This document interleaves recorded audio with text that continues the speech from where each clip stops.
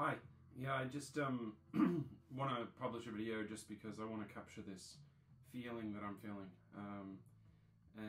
Yeah, I've had a couple of beers, but that's not, necessarily relevant, I feel like my last video was a little bit, it was a little bit negative, like I was feeling a little bit like that, but I have had my faith restored. Last night I went to a bar. I was with my a couple of friends, one guy from Singapore, another guy from South Africa. It was like the United Nations, basically. I met a few different people. But towards the end of the night, I'm not going to say the hour, but towards the end of the night, this Chinese guy was there, and he was like, maybe, it's hard to say, he was a man, he was maybe like in his early 50s, who knows, whatever. But he was, I'm not going to say the kind of stuff he was saying, but he was a very interesting guy, he was a very interesting guy. And, the holiday's about to start. And, my wife came home and she's like, very stressed, and she's, demanded that I go and see a movie with her and her mother. And I was like, I don't want to see a Chinese movie, I assumed that I wouldn't be able to understand it. And it had subtitles, so I could easily, understand the subtitles. I can read English very well. But the movie was so interesting, it was about a guy who was like a bit of a chauvinist, and he ended up like being transported to a world where women were actually in charge, not men. And he learned like from that experience, like how tough it is for women, and every issue you can think of, like the preference for sons, like so much stuff was in this movie. And it just made me realize, like, there's a lot of interesting stuff happening in China at the moment. Like the whole COVID thing, I think, like, changing to now where it's like, obviously it's very relaxed now. I even went into a 7-Eleven, and one of the workers there, one of the employees, wasn't even wearing a mask.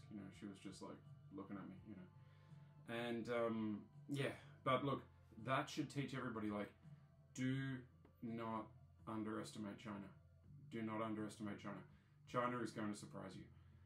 And I'm not saying that tomorrow this is going to happen, or next week that's going to happen, but the Chinese are very, very self-aware.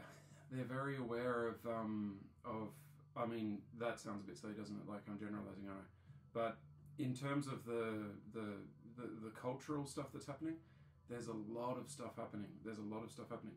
It's not just subways and airports and stuff like that. Like, there's a lot of introspection, and this film, it didn't just focus on, like, it wasn't like a shallow look at the issues. It went right back into Confucian stuff, and it got right into it. It got right into it, and I just thought, wow, like, Australia's made some terrific films like Muriel's Wedding, and in terms of like looking at the society and having a look at that.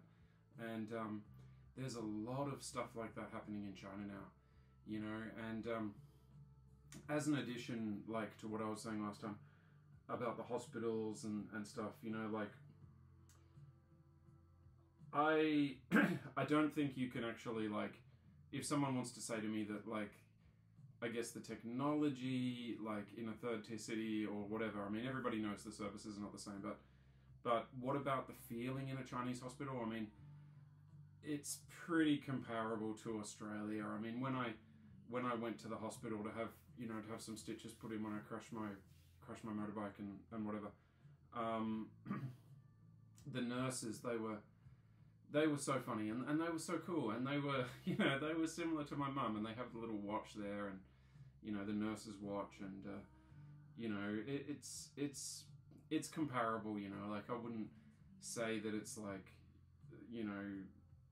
it's not that different, like, it's not that different, actually, and, yeah, I just want to say that, but, But then there's those other things that are very positive, and I think this guy, this commenter, I mean, he's trying to. You get these guys, and they'll just defend anything. Like if, and it's the same in America and Australia. I mean, you get guys like, you get men who would be like, if Donald Trump just like shot somebody, they'd be like, but it was justified, you know.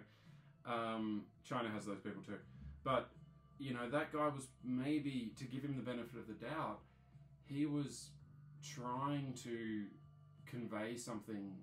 Like, this is a guy I was having a little comments argument with on YouTube. He was trying to convey something to me, and he was trying to convey something important to him.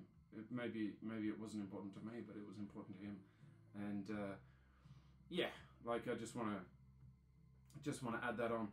The other thing I want to say is, like, I was also cheered up today because I saw, we all know how it is when you're a little bit sore from a night out or whatever, and I just thought, you know what, I'm going to watch some, like, Australian content, you know, and Bien Lay's video popped up on my screen. Bien Lay is a Chinese YouTuber, and he's in Australia now, and he's cruising around Melbourne, and I was like, I'm really happy for this guy, you know, like, he's done what I've done, you know, like, and like BLA might watch this video. I think he does watch some of my content, but you know, it just made me so happy because I just thought, you know what, he is doing what I'm doing, you know, like that feeling that he's got where he's like cruising around and it's a new city and it's a new world and it's a new culture.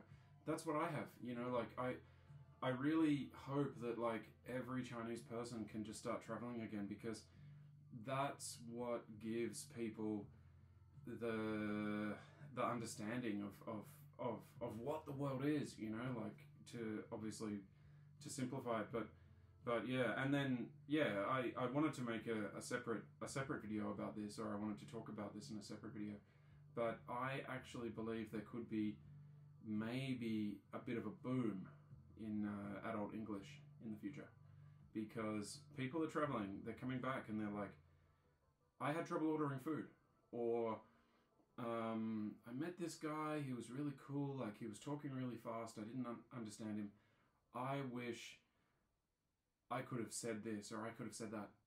And yeah, so I think there's going to be a bit of demand in the future, like I really do believe that. Now look, in terms of like my Chinese ability, last night this like guy from Singapore, there's a couple of Chinese guys sitting with us, and he said, you know, can you speak Chinese? And I said, you know, I can try.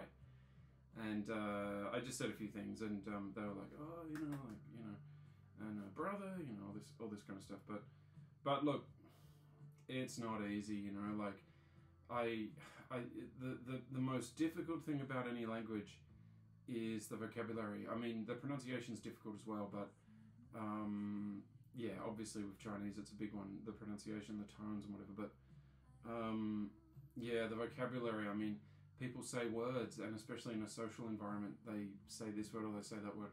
You don't know the word, and it's like, yeah, it's tough, you know, and that's why I really admire, like, someone like Bien Lay, who's like, obviously, his vocabulary is like, and he's very humble about his language ability. He's like, oh, I can't read the menu or whatever, but it's like, he's so, like, a lot of these guys, they're, you know, they sound natural, they sound great, and it's like, and it's such a big achievement. Like, I really admire people who do that. And yeah, like I was saying to this guy last night, this Singaporean guy last night, back in Australia, I used to kind of look at these Chinese people, or these, whoever, you know, people from different countries, and I used to think, you know, they've come to Australia because they just want to make money. Like, and there's some Chinese people who are looking at me like this probably. They're like, so polite and so friendly, but they're just thinking, this guy, he just wants some money, you know. And yeah, that's true. I came to China to work. I came because there was an opportunity for me. But, you know, like, these people who, like, go to other countries, I'm not saying that I'm the bravest person in the world or whatever, but someone like Bien Lay, who goes to Australia and just cruises around, walks around, you know, and he's on a working holiday, they are brave, you know, like, these people are brave. Like, I fully like admire anyone who who moves to another place and like builds a new life. And I'm not like self-complimenting myself. It sounds like I am, but yeah, I definitely do, you know. And it's like 360, you know, like, and there's so many things in life that are like that, you know, like I used to think this, I used to think that. Yeah, but anyway, I just had this very special feeling after the movie, and I just wanted to kind of share it, you know, and not have such a, you know, negative kind of view of things, because it's easy to do that, but then you get into a bit of culture and it's like changes what you're thinking, and that's the amazing thing about life. But yeah, never underestimate China. Never underestimate the Chinese people. They're going to surprise you. They're going to surprise you. And to all the haters and whatever out there, good luck. You know, like, enjoy it. But it's a dynamic place. Yeah, that's the right word. That's the right word to use. It's a very dynamic place. There's a lot of stuff happening. Anyway.